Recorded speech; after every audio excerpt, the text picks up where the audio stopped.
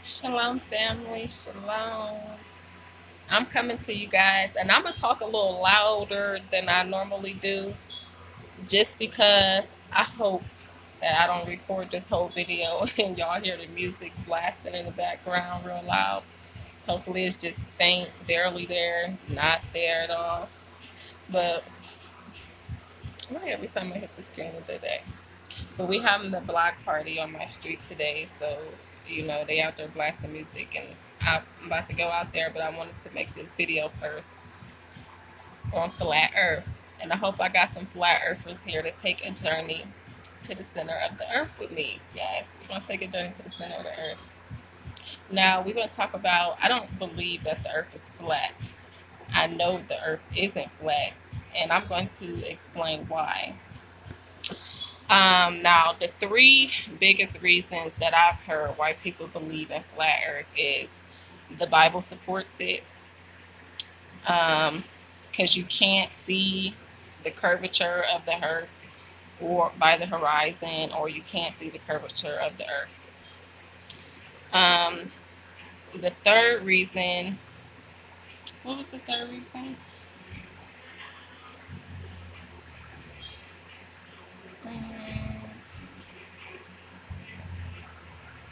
Forget the Bible, the curvature of the Earth, and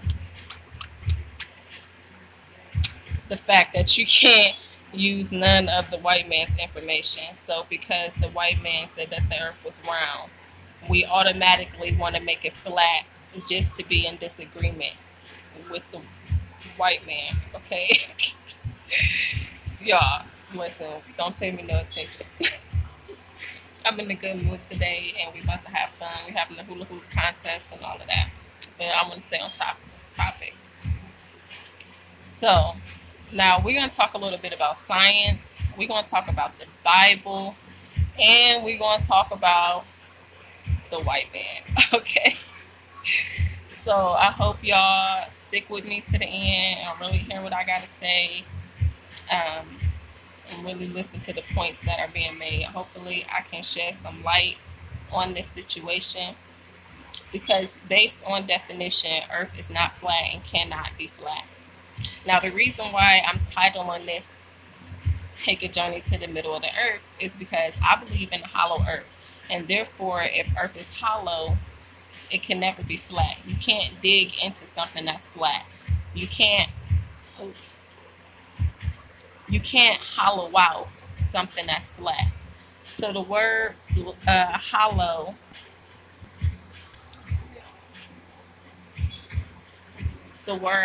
means having a hole or empty space inside of it, not on top, on the surface, on the 1 minute, y'all. So sorry, y'all. My daughter was calling me. So yeah.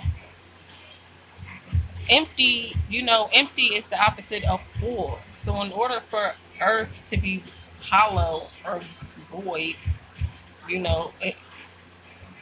see what I'm saying? It would have to have some aspect of full, or you wouldn't be able to say it is empty. Also, another word for hollow is void.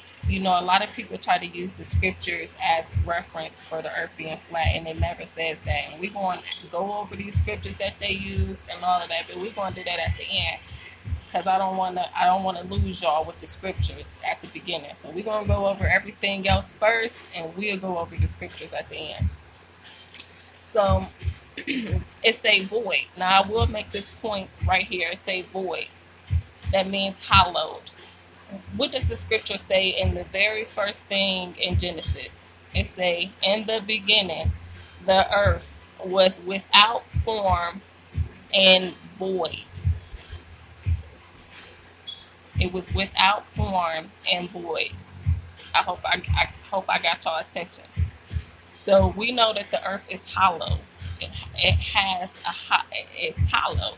It's stuff inside of earth.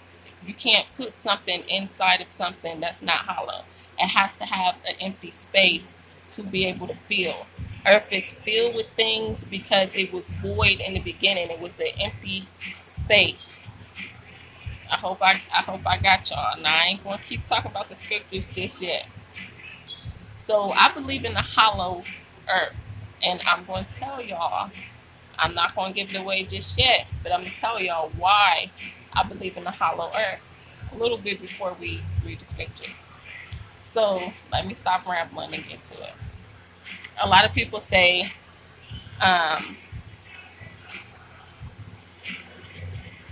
oh, earth is flat because you can't never see the curvature.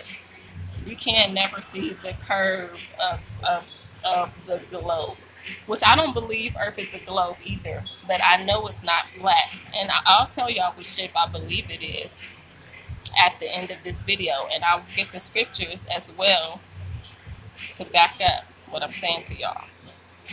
Y'all try to use the Bible as saying that the earth is flat, and it never says that. You are making up your own there is no private interpretation of the scripture, and it does not say that it's flat. It will come right out and say that. It doesn't say that. So, and me telling y'all that the earth was formed and void in the beginning, we just looked up the word hollow being synonymous with void. That should give y'all a little bit of instinction on where I'm going to go with these Bible verses, and that the earth is not flat. You can't dig into something that's flat. We can dig into earth. It has depth. It's deep. Flat means without depth. It means without depth. Earth has depth, so it can't be flat. It also means dull, without life. Is earth without life? Is it dull? No, you can go outside and see beautiful colors, different type of animals, insects, people, different colors. Earth is lively. It's not dull or lifeless, which is definitions for flat. So by definition, the earth is not flat. If y'all trying to insinuate something else, then maybe y'all should try to find another word, because flat is not it. So the reason why you can't see the curvature of earth is because optical illusion and optical vision, okay? Our eyes can only see the curvature of something at a close distance. Once something reaches a far distance, it'll appear straight to us because we can't see that curvature. Just as, for example, just like when you, because I used to draw these pictures all the time, and I should draw a picture if I had a pen. I would draw a picture just so y'all can see what I'm talking about. But I used to draw the two lines like the highway, right, with the little dots going down the street. And as I got close, I would make the dots smaller and smaller, like dots, to make it appear that it was farther away. I would put trees on the outside of the street, and I would start big, and I would make the trees smaller and smaller and smaller down the pathway. And at the end, I would do a big sun. I would do a big sun and mountains. And sorry y'all, call came in. I thought I had that blocked up. So then I would draw a big sun with mountains, and it would appear that you were driving down the street toward the sunrise or sunset, in whatever case you wanted to make it. This is how I would draw it in and make it appear that when you see stuff far away, it becomes narrower, smaller. So y'all see what I'm saying? How I said I drew those trees smaller down the driveway, and the dots in the middle of the street smaller. Like, you know how we got the yellow lines in the middle of the street? I would draw those. I would start big and go small to make it appear that we was moving, that it was, that it was somewhere to actually go, that it was farther away. But in all actuality, it's just on a piece of paper, and it's not far at all. So our eyes can play tricks on us. They pick up only what we can perceive. So because I drew it, making it appear as if it was far away. That's what my eyes perceived, that it was far away. And same thing with the curvature of the earth.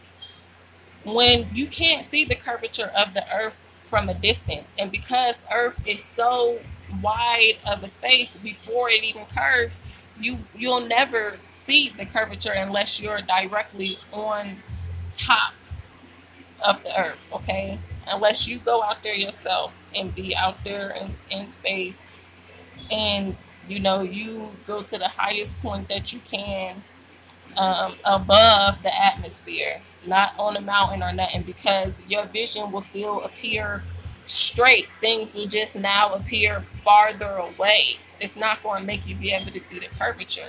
You just now at a distance from everything because you're so high up. Okay, so we're going to read optical illusion. We're going to talk about this. Your eyes cannot perceive the curvature of Earth. So I wish people would stop saying that, oh, you can't see the curvature of Earth. You're right. You can't see it. You won't be able to see it because your eyes can't perceive that far of a distance, and then the curvature over the distance. Do you understand what I'm saying? It's too far of a distance. And even if you get a camera and zoom in, the camera is only going to do what it's designed to do, which is zoom in. It's not going to zoom down or look for a curve. It's going to take a straight shot. That's what it's going to do. Just like your eyes, we have peripheral vision, but the main thing we see is the straight shot. Everything else we see on the outside, we see it, but it's not as clear as the straight shot, the straight retina. And then people, you can't bring science into this debate because people don't believe in science because they believe it came from the white man. That is ridiculous. Black people were some of the greatest scientists in the world. I mean, they just put out a movie about a true movie. I believe it was true. I forget what it's called, but Taraji P. Henson played in it. Who helped get them the rocket up, or whatever it was called. That movie hitting. I forget something. I forget. I hope y'all know what movie I'm talking about. But when the females, they was the smart scientist or whatever, the black women or whatever. So, but my point is, black people been scientists forever, and a lot of the stuff that the Greeks and Europeans and stuff they learned it from us when we came to Europe and everything. So for y'all to say it's the white man's stuff, no, it's your stuff, and you don't want to acknowledge it. You don't want to learn. You don't want the knowledge. That's on you. But don't try to make your foolishness off on saying, oh, I don't read, I don't know science, I don't know math because it's the white man's stuff. That is ridiculous. No, you can't read. You don't know science and you don't know math because you don't want to. You like to be ignorant. And that's just a fact. We need to stop blaming stuff on the white man and the white man's knowledge. Yes, race. So y'all, I got cut off because I had to make some space. I had downloaded all these apps because I was been watching stuff on my phone. Like I don't really watch TV. Like I like to watch what I want to watch, not just what come on. So I don't really watch TV. I watch YouTube or Netflix or Stars or something like that on my phone. So I had all of these apps downloaded, and that's why I haven't had no space. So I had to just delete some of that stuff for this video, and then come back to it. So get back to the point. Yeah, we can't, I made a video called What is the Age of Aquarius? And I talked about consciousness being responsibility. With great things comes great with great power comes great responsibility. So, we got to start taking, if you want to be in power, if you want to be a powerful person, if you want to step into your power, the first power that you have is taking, responsibility for your own actions. Stop blaming your ignorance on the white man and not wanting the white man's knowledge, because it's never been the white man's knowledge. You telling me the Chinese know science? They got some of the smartest scientists and everything in the world. You think they over there talking about the white man's knowledge, the white man's science, the white man's math. Do you think that's what they saying? No, they building rockets and building their economy and building their people up. Sorry, y'all. My husband opened the door. I told y'all it was a block party outside. So, yeah, do you think the Chinese people talking about the white man's knowledge?